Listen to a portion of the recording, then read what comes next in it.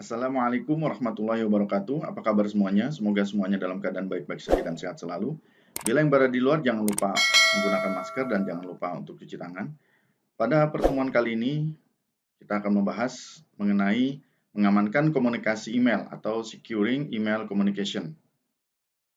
Masih menggunakan buku referensi 6, yaitu kriptografi, keamanan jaringan, ya network security, sampai dengan ethical hacking dan penetration testing guide.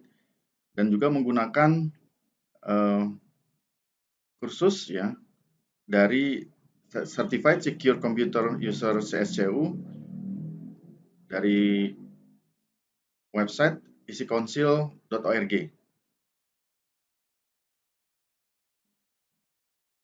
Baik, sebelum kita melanjutkan ke materi pokoknya, di sini saya akan menjelaskan mengenai berita keamanan atau security news. Pada tahun 2020, tepatnya masih di tahun ini, yaitu berbicara atau berkenaan dengan berita spam dan phishing pada kuartal ketiga. Di sini pada website securelist.com menyebutkan bahwa ada worm masuk, yaitu ketika banyak perusahaan mendistribusikan buletin pemasaran melalui platform online. Dalam hal kemampuan, platform yang dimaksud itu cukup beragam.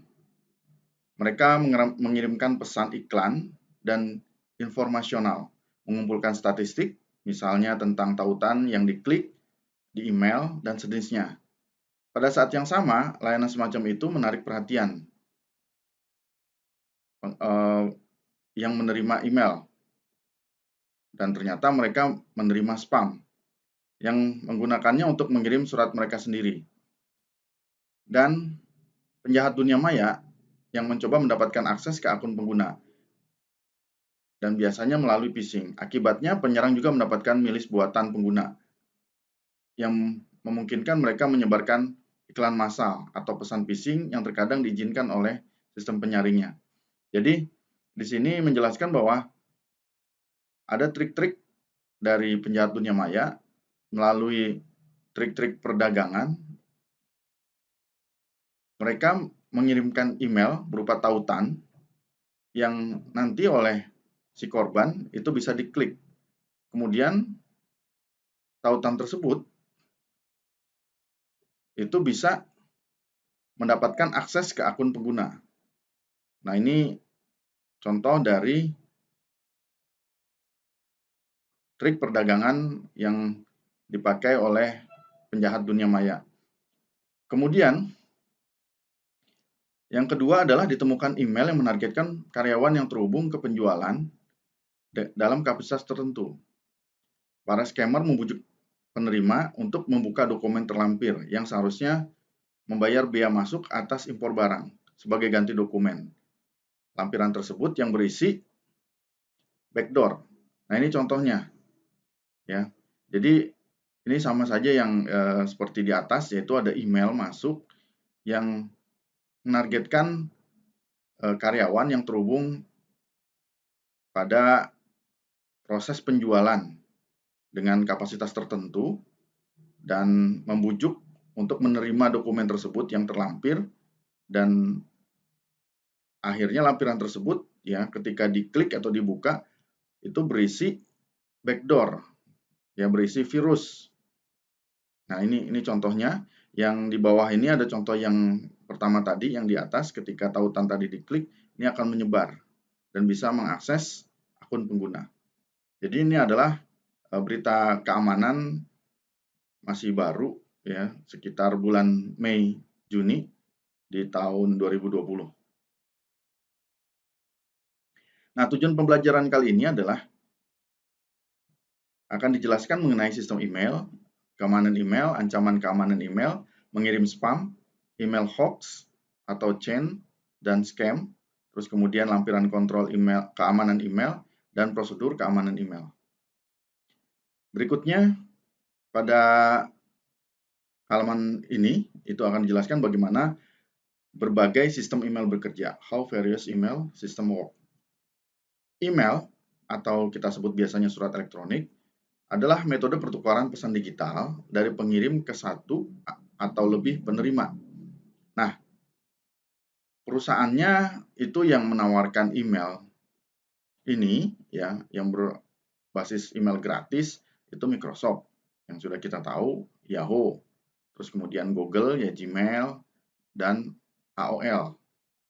Nah, mereka ini memang perusahaan-perusahaan besar yang sudah lama itu menawarkan akun gratis yang bisa dipakai oleh setiap orang atau semua orang yang sudah memakainya di seluruh dunia.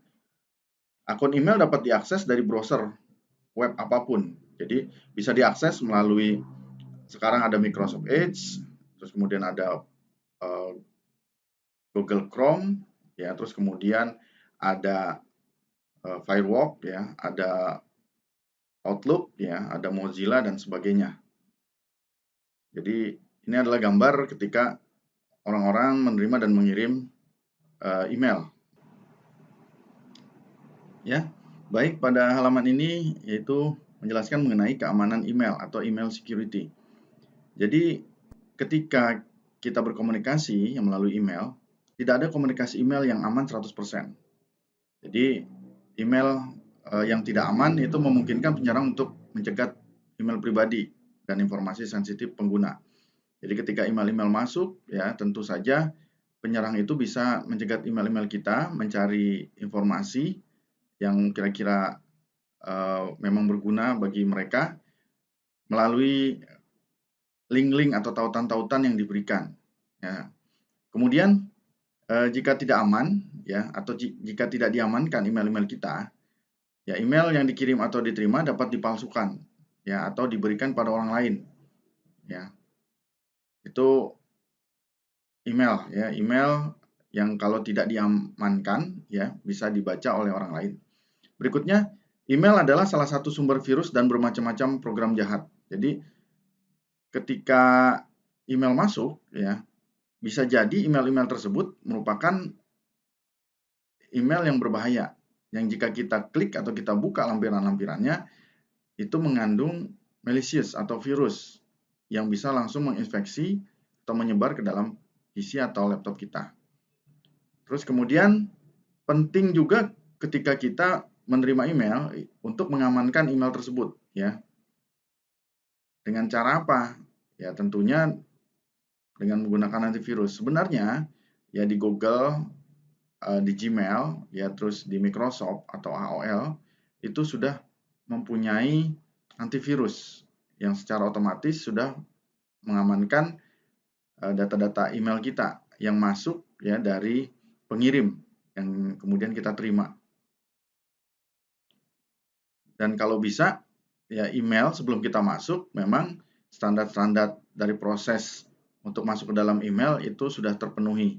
Ya misalnya sudah ada username, password yang memang sudah disediakan oleh secara prosedur, ya, oleh Microsoft atau Gmail, ya, atau AOL atau Yahoo yang sudah ada username dan password yang untuk melindungi secara pribadi email-email kita.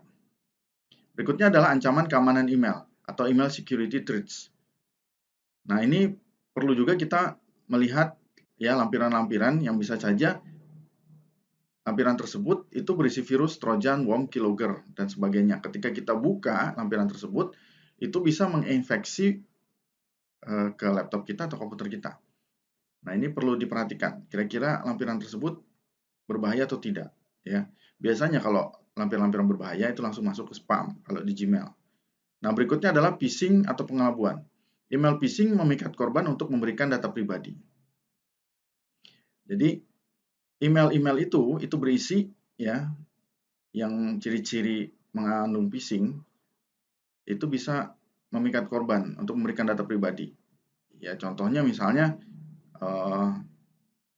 dari bank, terus kemudian menginformasikan bahwa kita mendapatkan uang, ya, sejumlah uang, terus kemudian kita diminta untuk memberikan data pribadi kita.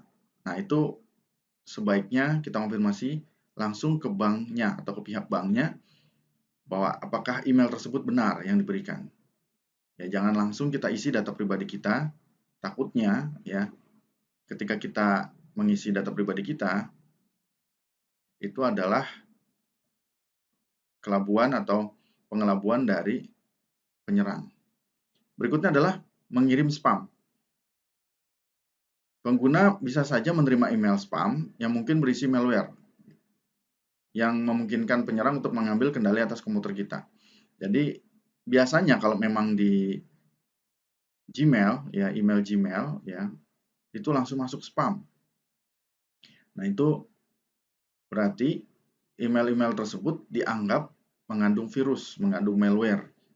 Ya perlu kita waspadai dan hati-hati ketika kita menerima email yang masuk ke dalam spam.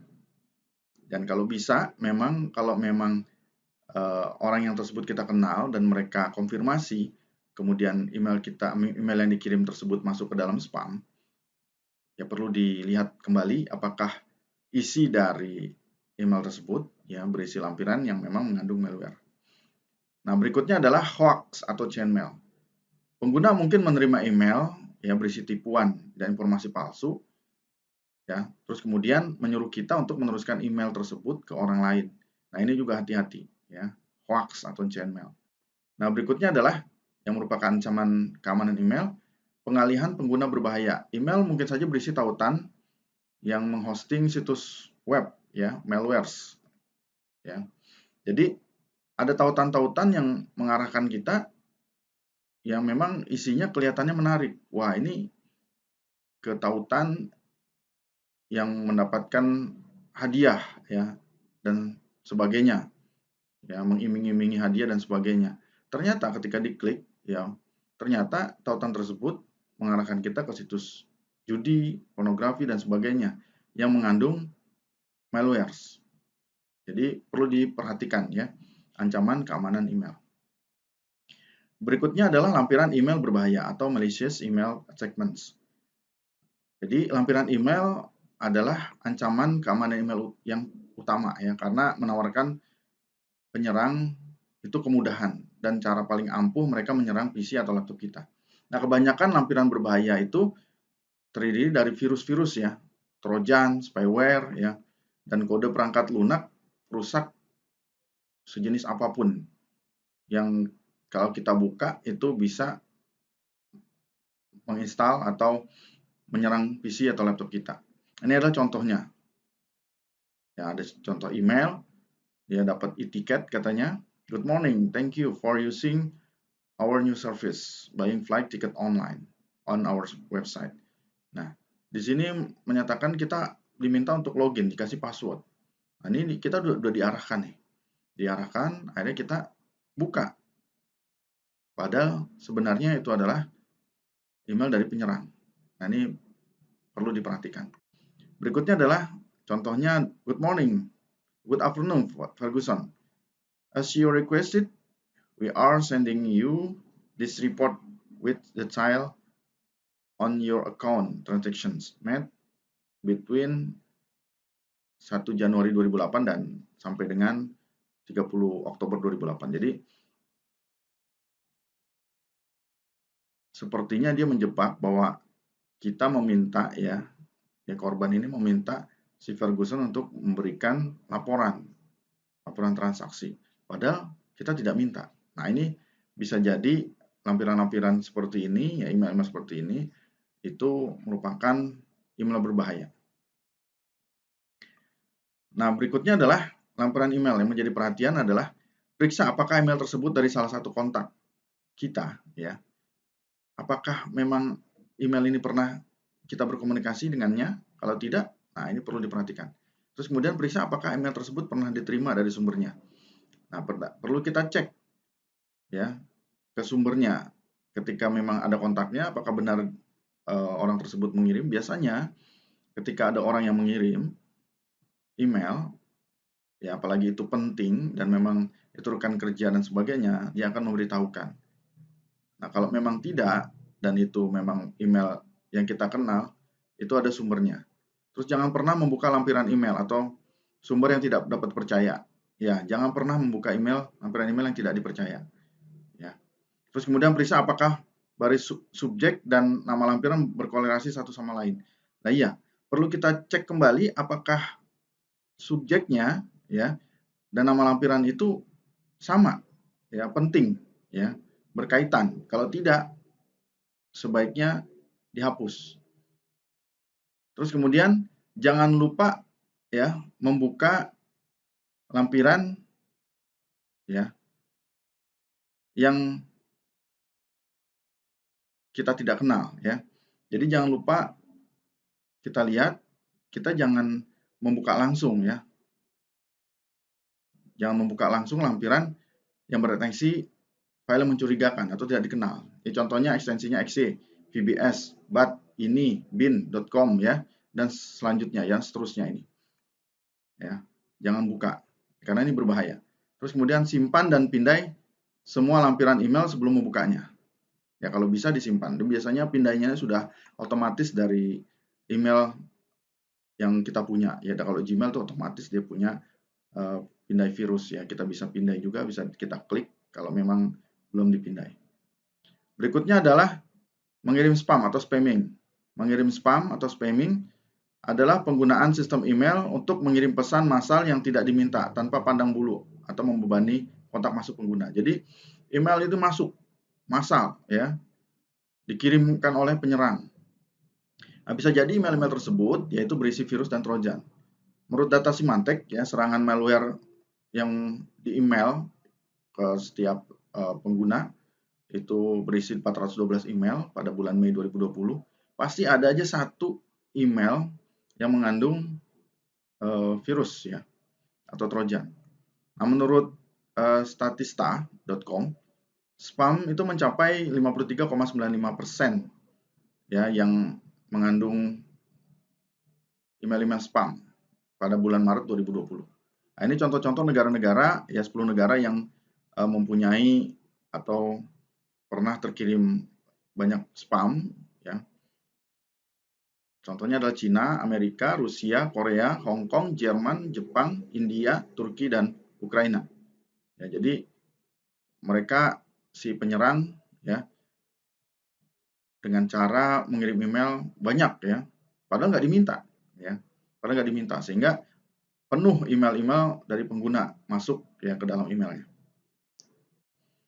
Berikutnya adalah penanggulangan spamming atau spamming countermeasures. Laporkan email yang kira-kira mencurigakan sebagai spam. Ya, terus kemudian jangan gunakan alamat email resmi ya.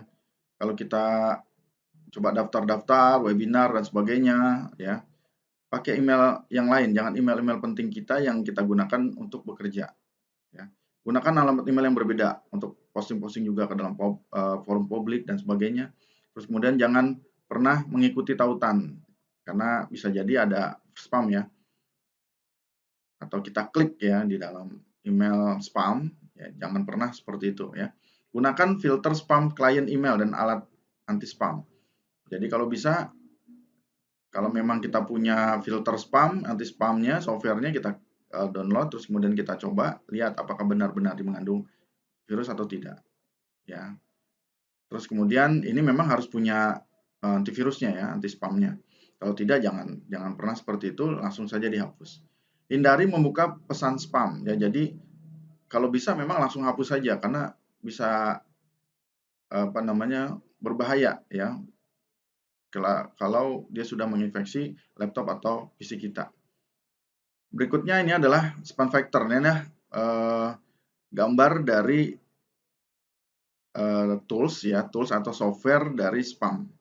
Ya, kalau kita punya software ini bisa kita lindungi akun email kita ya dari phishing, pencurian identitas dan penipuan email lainnya. Ya. Berikutnya adalah hoax change dan email penipuan atau hoax change and scam emails. Jadi hoax adalah pesan email yang memperingatkan penerima berupa ancaman yang tidak ada. Jadi dia memberikan email ada ancaman nih di dalamnya, berisi ancaman kalau nggak dikirimkan atau diteruskan ke orang lain ini akan bermasalah ya. Silahkan dilanjutkan atau diteruskan. Nah, seperti itu. Nah, terus kemudian nanti dia memberikan apa? Memberikan data-data kosong untuk kita isi ya. Bisa jadi datanya itu data pribadi kita, ya, berisi rekening bank, nomor kartu kredit, kata sandi. Yang kita minta nanti kita isi, ya, diminta untuk isi oleh mereka, ya, si penyerang. Terus kemudian nanti kita teruskan ke yang lain supaya juga mengisi sama. Nah, akhirnya apa? Data-data kita dan data-data orang yang berkaitan dengan kita, daftar kontaknya, itu akan terdata oleh si penipu, ya, si penyerang. Nah, ini sangat berbahaya. Ini ciri-ciri dari hoax change, ya. Nah, berikutnya adalah penipuan Nigeria atau Nigerian scam. Scam Nigeria adalah bentuk pembayaran uang muka atau transfer uang. Ya, ini sudah dikenal di Nigeria, awalnya dari Nigeria, ya, scam Nigeria. Dan mereka coba memasuki email-email yang ada di semua negara, ya, melalui data-data email-email yang lain. Dia coba hubungi, terus kemudian menawarkan beberapa keuntungan, bagian, ya, terus kemudian warisan, terus kemudian dia berada di batas negara, ya, macam-macam, ya. Terus akan memberikan kepada korban uangnya, bisa jadi untuk sementara dia akan mentransfer dengan sejumlah uang, diiming-imingi, terus kemudian kita diminta untuk mengisi data. Nah, ketika data kita isi, ya, detail rekening kita dan sebagainya, maka itu kesempatan bagi dia untuk menggunakan data-data kita untuk masuk ke dalam email kita. Nah, ini penipuan Nigeria atau Nigerian spam. Nah, lapisan kontrol keamanan email atau email security control layers. Ketika si pengirim akan mengirim email ke penerima, tentunya ada layer-layer keamanan. Jadi, sebenarnya tahapan-tahapan ini sudah ada pada software-software email yang ada pada Gmail, ya, Microsoft dan Google, ya, begitu juga dengan AOL, ya, Yahoo, semua sudah lengkap sebenarnya. Tapi memang kadang-kadang tidak semua email itu terbaca. Tapi kalau terbaca dia langsung masuk ke spam. Contoh ini, ya, filter konten. Kalau kontennya dilihat mengandung konten-konten yang tidak baik, itu akan masuk spam. Terus kemudian dilihat lagi daftar pengirim. Apakah pernah pengirim dengan penerima itu berkomunikasi sebelumnya? Nah, kalau sudah diizinkan. Kalau tidak, bisa jadi kalau isi kontennya tidak bagus, masuk spam. Terus kemudian ada layanan reputasi. Ya, reputasi apakah pengirim dan penerima sudah pernah komunikasi dengan baik, ya maka dia akan masuk, ya, sebagai tanda tangan. Ya, ditandatangani, disetujui, terus kemudian difilter apakah itu masuk dari email-email yang lain, ya, dari URL-URL yang lain, ada URL yang lain nggak di situ, yang akan dibaca, ya, akan dibaca. Kalau aman, dia akan diteruskan, akan melihat bahasanya, apakah itu dari bahasa Inggris, Rusia, Amerika, ya, semua negara. Kalau memang itu sesuai, dia akan dilanjutkan sebagai filter heuristik sampai dengan ke penerima. Kalau aman, dia akan diterima sebagai email yang normal. Kalau tidak, itu dia akan masuk ke dalam spam. Nah, ini lapisan kontrol keamanan email atau email security control layers. Nah, ini dia yang terakhir adalah prosedur keamanan email atau email security procedures. Jadi, dari awal sebenarnya kita sudah diminta untuk membuatkan kata sandi yang kuat, ya, password, ya, username dan password yang kuat. Username-nya apa, password-nya apa, ya. Jadi kalau bisa kata sandi itu sulit untuk ditebak dan mudah untuk diingat oleh kita sendiri yang membuat kata sandi atau yang punya email, ya. Terdiri dari huruf, karakter, ya, karakter khusus, angka. Nah, ini gabungan keseluruhnya lebih dari 8, ya, 8 karakter kalau bisa. Terus berikan alamat email alternatif untuk pemulihan email. Berikan alamat email alternatif untuk pemulihan email. Jadi kita diminta untuk memberikan alamat email alternatif ketika takutnya kita lupa, ya. Ketika kita lupa, oh ini passwordnya apa, nggak bisa masuk lagi, ya. Terus kemudian periksa aktivitas logging, ya, logging terakhir. Kira-kira terakhir ini kita kapan? Kita mesti ingat. Ya, jangan-jangan kalau ada yang masuk, ya itu bukan kita, ya. Terus kemudian gunakan HTTPS untuk koneksi browser. Gunakan HTTPS untuk koneksi browser, ya. Silakan gunakan HTTPS untuk koneksi browser, ya. Terus berikutnya adalah nonaktifkan atau batalkan pilihan biarkan saya masuk, ingatkan saya. Ya, ini kalau bisa ketika ada browser yang minta untuk ingatkan saya, cancel aja ya, jangan sampai kita klik ya, atau batalkan saja langsung, biarkan saja. Terus kemudian hindari email yang tidak diinginkan menggunakan filter. Jadi sebaiknya kita hindari email yang tidak diinginkan ya. Ya. Jadi baiknya kita gunakan filter yang biasanya memang langsung masuk ke dalam spam. Kalau ini memang otomatis tanda tangani pesan email secara digital ya. Ini biarkan saja sistem dari Gmail-nya itu memproses ya melalui layer-layer tadi ya di slide sebelumnya. Terus buat filter email sampah di klien email. Ya kita buat filter email sampah. Ya ini biasanya udah langsung otomatis ya. Ketika kita masuk spam kita hapus dia masuk ke dalam sampah. Terus matikan fitur pratinjau atau ubah penggunaan unduhan. Jadi ini mesti diperhatikan juga, kita harus mematikan fitur pratinjau dan ubah pengaturan unduhan di klien email. Yang terakhir adalah pindai lampiran email untuk mencari malware. Jadi kalau memang kita punya tools tadi, ya spam tadi, kita bisa gunakan spam tadi sebagai scanning atau melihat apakah itu mengandung malware atau tidak. Ya.